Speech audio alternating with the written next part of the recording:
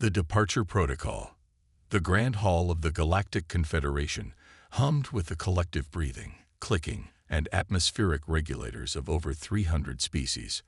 Ambassador Ilara Chen stood at the central podium, her dark blue diplomatic uniform a stark contrast against the polished white crystal of the speaking platform.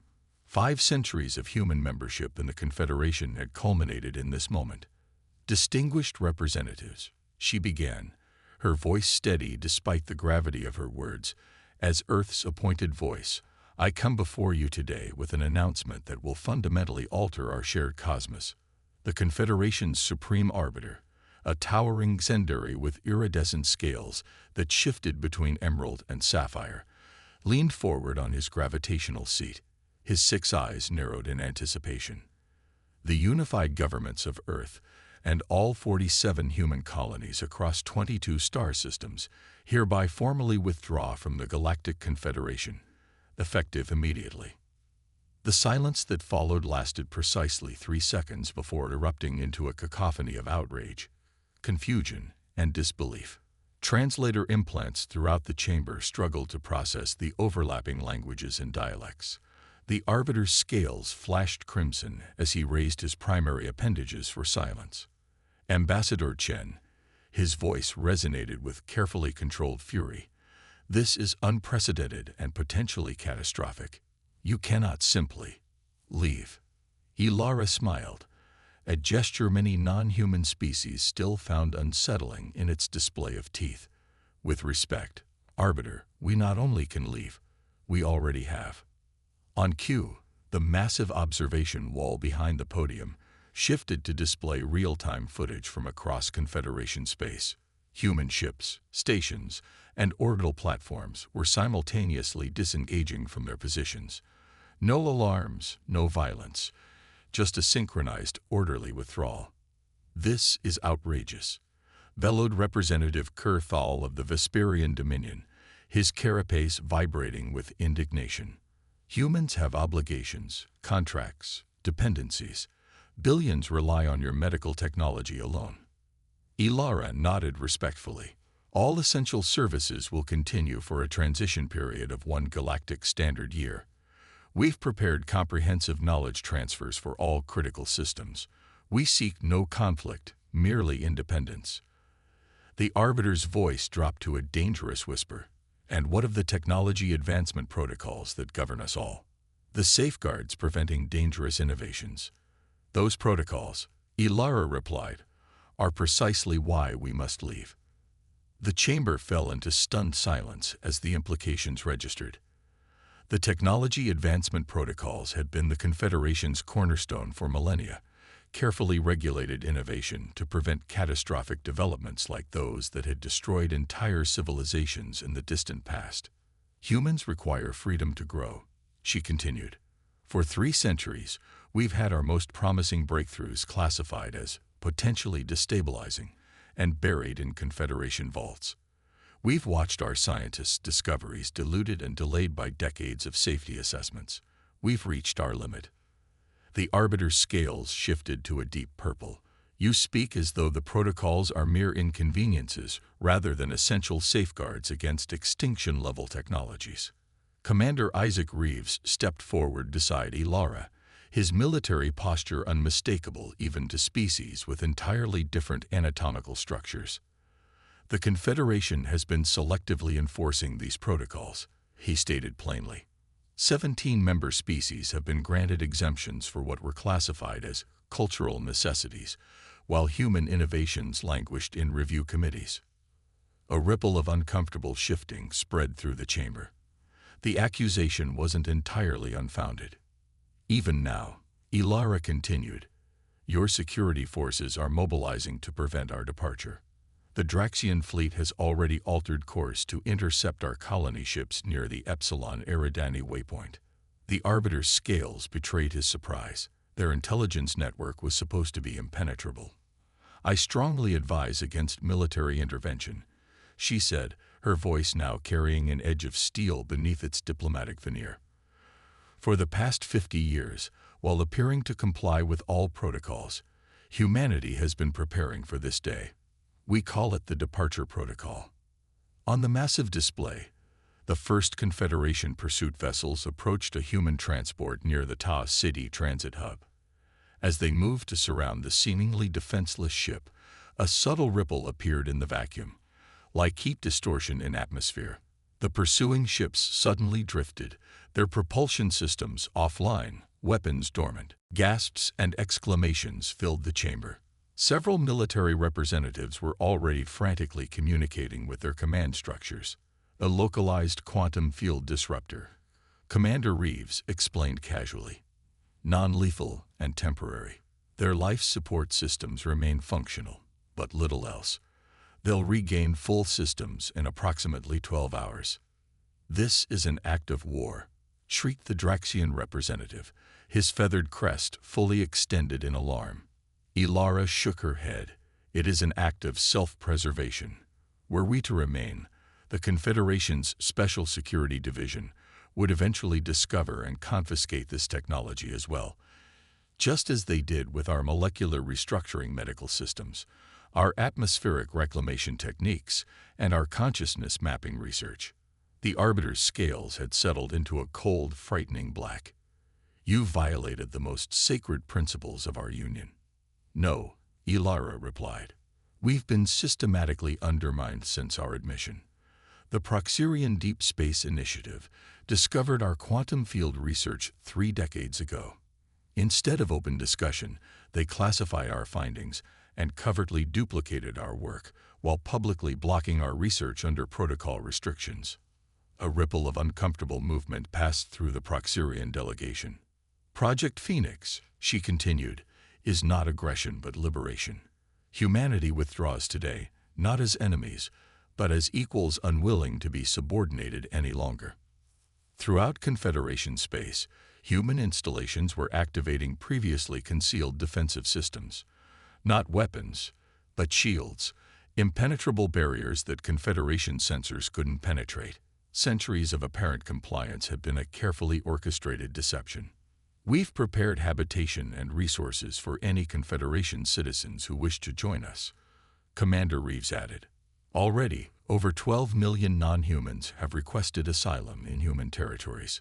This revelation caused genuine alarm. Mass defection hadn't been anticipated. You're fracturing the peace we've maintained for 9,000 years, the Arbiter warned. Hilara's expression softened slightly. Peace built on technological suppression isn't sustainable. The universe is too vast, too dangerous for artificial limitations. When the harvesters return from the galactic rim, and your own scientists confirm they will, the Confederation's carefully regulated technology will be insufficient. The mention of the harvesters, a mysterious predatory force that had nearly destroyed the early Confederation millennia ago, sent a chill through the chamber. This is why we created Project Phoenix, she explained, not just for human independence, but as protection for all sentient life. The quantum shields defending our exodus can be expanded to protect all habitable worlds, regardless of political affiliation. The Arbiter's scales slowly shifted to a contemplative blue. You developed planetary defense systems beyond our projections. We developed everything beyond your projections, Commander Reeves stated matter-of-factly, while appearing to comply with your limitations. As if on cue, the chamber's lights flickered momentarily, a demonstration of vulnerability that sent several representatives instinctively reaching for emergency breathing apparatus. We have no desire for conquest or retribution, Ilara assured them. But we will defend our right to progress. The choice before the Confederation is simple. Recognize humanity as an independent, sovereign entity with whom you can establish new diplomatic relations, or waste resources attempting to force our return. The Arbiter studied her with all 6 eyes. And if we choose the latter? Ilara's expression remained neutral, but her voice carried absolute conviction. Then you will fail, and relationships will deteriorate rather than evolve. The Phoenix Protocol includes contingencies for every scenario your tactical divisions have developed. As Commander Reeves handed the Arbiter a data crystal containing verification of her claims, Ilara delivered her final statement to the chamber. For centuries, humanity has been told to walk slowly among the stars. Today, we choose to run. We hope you'll eventually run beside us rather than try to hold us back." With those words, she stepped away from the podium. The formal withdrawal was complete. As she and Commander Reeves exited the chamber, the quantum communicator in her pocket vibrated once. Confirmation that Phase 2 had begun across human space. The true revolution would not be fought with weapons but with ideas. And those, humanity had learned, were impossible to contain once released into the cosmos. The cosmic chessboard. 3 months after humanity's departure, the economic tremors had become full-scale quakes across Confederation space. The carefully balanced interstellar economy, built on specialized production and mutual dependencies, was unraveling in unexpected ways. On Kaladesh Prime, the Confederation's premier financial hub, senior diplomat Krelvor of the Entari Collective studied the latest reports with increasing concern. His elongated fingers, evolved for the intricate mathematical calculations his species had once performed without technology, tapped nervously on the crystalline desk. "The situation continues to deteriorate," reported his aide, a young Entari named Velnar. 17 more worlds have reported critical shortages of medical nanites. The human-designed atmospheric processors on Deneb IV have begun failing without maintenance protocols, and the coalition of independent trading guilds is threatening to suspend operations in Confederation space entirely. Krelvor's inner eyelids flickered in what his species recognized as profound worry. "And our infiltration efforts?" "Unsuccessful," Velnar admitted. "Human space remains impenetrable to conventional surveillance. The quantum barriers they've established don't just block our technologies, they seem to exist in a different phase of reality altogether." The senior diplomat rose and moved to the panoramic window overlooking Kaladesh's capital. The city's legendary crystal spires, which had stood for millennia as symbols of Confederation prosperity, now seemed oddly vulnerable against the darkening sky. "I need transport to the human diplomatic outpost on Proxima Centauri," he decided suddenly. Not as an official representative, but as a private citizen seeking understanding. Velnar's expression registered shock. "The Arbiter has forbidden unauthorized contact." "The Arbiter is fighting yesterday's war," Krelvor replied. "I believe humanity is preparing for tomorrow's." 2 weeks later, Krelvor stood in the reception area of the newly established Human Diplomatic Exchange on Proxima Centauri. Unlike the ostentatious grandeur of Confederation diplomatic structures, the human facility was startlingly minimalist, functional yet somehow inviting, with living plants integrated throughout the architecture. "Ambassador Chen will see you now," announced the human receptionist, her smile seeming genuinely warm despite Krelvor arriving unannounced and unauthorized. Ilara Chen's office continued the theme of functional elegance. Large windows overlooked the Proxima Ocean, its purple waters reflecting the red dwarf sun in hypnotic patterns. "Senior diplomat Krelvor," she greeted him, rising from behind a simple desk crafted from actual wood, a luxury so rare in Confederation space that it signified either tremendous wealth or peculiar priorities. "I must admit, your arrival was unexpected, but not unwelcome." "I come unofficially," he clarified immediately. "The Arbiter would not approve." "The Arbiter rarely approves of initiatives he doesn't control," she replied with that distinctive human expression, a smile that managed to convey both amusement and assessment simultaneously. "Please sit. Would you prefer standard atmosphere or your native composition?" The thoughtfulness of the offer surprised him. "Standard is sufficient, thank you." Once seated, Krelvor studied the human ambassador carefully. His species prided themselves on reading subtle biological cues across various life forms, but humans had always been particularly challenging. "You're wondering why we left," Ilara stated, skipping the diplomatic preamble. "I'm wondering why you waited so long," Krelvor countered, surprising himself with his candor. Her expression registered genuine interest. "Explain." "I've had access to the Confederation's restricted archives for 2 centuries," he said. Humanity's innovation trajectory has been artificially suppressed more aggressively than any species in our history. The question isn't why you left, but how you maintained the facade of compliance for so long. Ilara studied him for a moment before touching a control on her desk. The office's windows transformed into display screens showing data that Krelvor immediately recognized, and which should have been impossible for humans to access. Project Containment, she said simply. The Confederation's multi-century program specifically designed to hamper human technological development while extracting our innovations for controlled distribution. Krelvor's inner eyelids flickered rapidly. You knew. We've known since it began, she confirmed.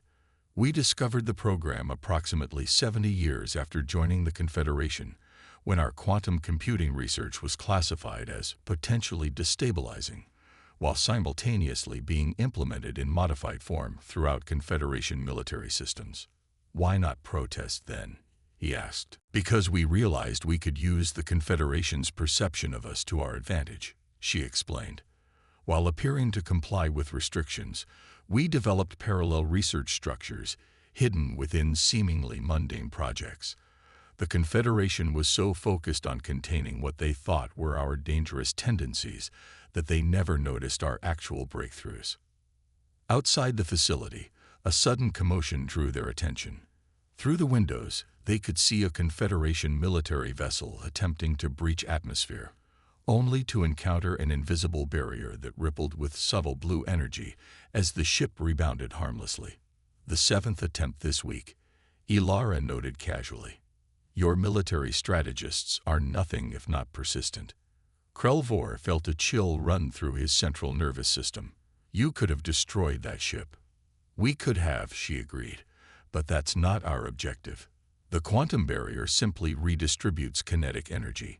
Their engines will experience temporary feedback, but no permanent damage. Remarkable technology, he admitted. But surely you understand the Confederation's fear. Unrestricted technological advancement led to the cataclysm of the 8th Age and nearly destroyed all spacefaring civilizations. Ilara's expression sobered. We've studied the historical records extensively. The cataclysm wasn't caused by unrestricted advancement, but by restricted knowledge, keeping dangerous discoveries classified rather than subjecting them to open scientific discourse. Secrecy, not progress, was the true catalyst. Before Krelvor could respond, a holographic projection appeared between them, a three-dimensional map of the galaxy with pulsing indicators spreading outward from the galactic rim. This is why we left, Ilara said quietly. The harvesters aren't merely returning. They never truly left. They've been gathering strength in the dark spaces between spiral arms. Our deep space observatories detected their movements 5 decades ago. Krelvor stared at the projection in horror. The Confederation surveys show no such activity. Because the Confederation's technology is deliberately limited, she explained. Our quantum observatories operate on principles your scientists aren't permitted to explore. The implication struck Krelvor with terrible clarity. The technology advancement protocols were implemented after the first harvester incursion, she finished for him. Not to protect civilization from itself, but to maintain specific power structures within the Confederation. The species who survived the original Harvester War used the crisis to establish dominance through technological control. The revelation shook Krelvor's understanding of the political order he'd served for centuries. Why share this with me? Because the Confederation needs allies within who understand the true threat, she replied. Project Phoenix isn't merely humanity's independence initiative. It's our response to the coming invasion. She gestured, and the holographic display shifted to show a network of interconnected shield systems extending throughout human space and beyond. We've established quantum barrier generators on every human world, she explained, but we've designed the network to be expandable. Any world, Confederation or independent, can be integrated into the defensive grid. Krelvor studied the projection with growing amazement. This would require resources beyond measure. Resources we've been accumulating while appearing to comply with Confederation restrictions, she confirmed. Our apparent technological stagnation was our greatest deception.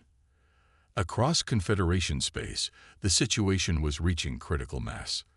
The attempted military blockade of human territories had failed spectacularly, with 23 Confederation vessels now drifting powerless but unharmed.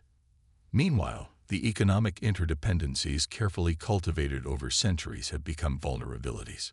Systems dependent on human medical technology, atmospheric processing, and agricultural innovations were facing cascading failures. Most concerning to the Confederation leadership was the quiet exodus of scientific minds from core worlds to human territories. Thousands of the most brilliant researchers from diverse species had simply disappeared, only to resurface in human space, working openly on projects that would have been restricted under Confederation protocols. In the Grand Hall where Ilara had announced humanity's departure, the Arbiter now faced a fractured council. Nearly 40 representatives had formally requested reconsideration of the technology advancement protocols. 17 others had indicated their worlds were considering following humanity's example if reforms weren't implemented. As Krelvor's unauthorized shuttle departed Proxima Centauri with data that would fundamentally reshape the Confederation's understanding of both humanity and the approaching threat, Ilara Chen stood at her office window, watching the purple waves crash against the shore. Phase 3 is proceeding as anticipated, reported Commander Reeves, joining her at the window. The Confederation's unified position is crumbling. The Enteri diplomat's report will accelerate the process. Ilara nodded thoughtfully. And the defense grid. 87% complete in human space. The first non-human world to formally request integration was Calendari Prime. They completed installation yesterday. She turned to him with a questioning look. That's not in our initial diplomatic outreach schedule. Reeves smiled slightly. They approached us directly. It seems the Calendari have been conducting their own covert research programs outside Confederation oversight. Their quantum theories parallel our own in several key aspects. So we're not alone, she mused. We never were, he confirmed. The difference is that humanity was willing to act first. As the red dwarf sun set over the Proxima Ocean, casting the purple waters in deep crimson hues, Ilara contemplated the cosmic chessboard they'd appended. Humanity hadn't merely withdrawn from an oppressive system. They'd initiated a fundamental restructuring of galactic civilization. The harvesters were coming, but for the first time in millennia, the response wouldn't be dictated by fear and control.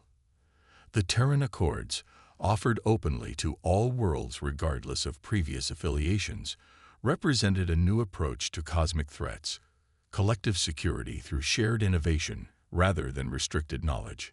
The Confederation will eventually adapt or dissolve, Commander Reeves observed. And humanity? She asked. We'll do what we've always done, he replied with quiet confidence. Run headlong into the future, eyes wide open, regardless of the risks.